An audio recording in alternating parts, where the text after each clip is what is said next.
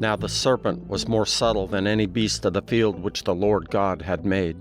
And he said unto the woman, Yea, hath God said, Ye shall not eat of every tree of the garden?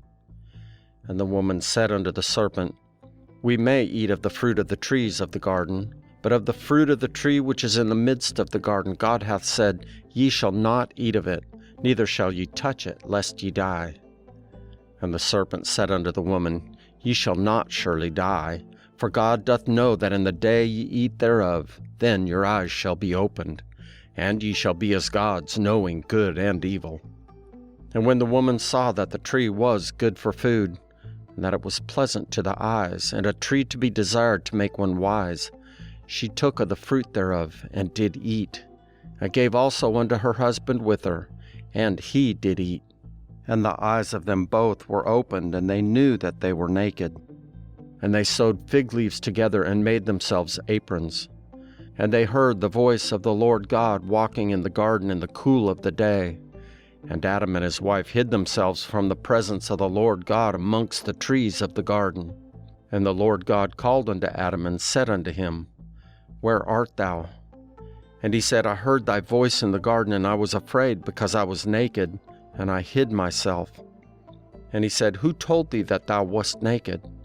Hast thou eaten of the tree whereof I commanded thee that thou shouldest not eat? And the man said, The woman whom thou gavest to be with me, she gave me of the tree, and I did eat.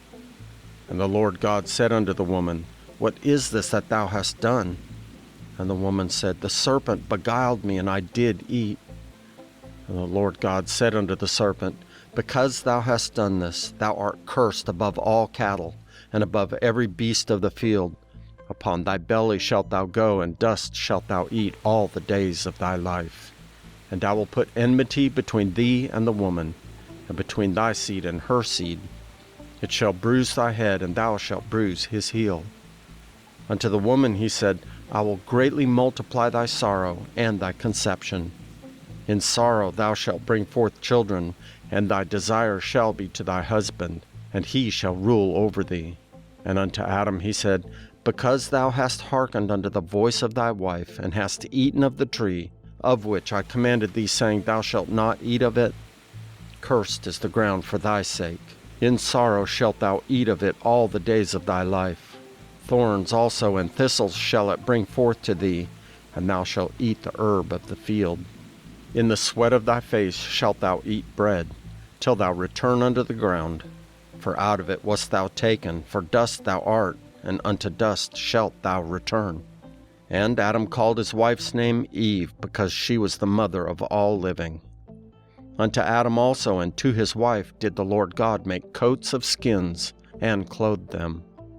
And the Lord God said, Behold, the man is become as one of us, to know good and evil. And now, lest he put forth his hand and take also of the tree of life, and eat, and live forever. Therefore the Lord God sent him forth from the Garden of Eden, to till the ground from whence he was taken.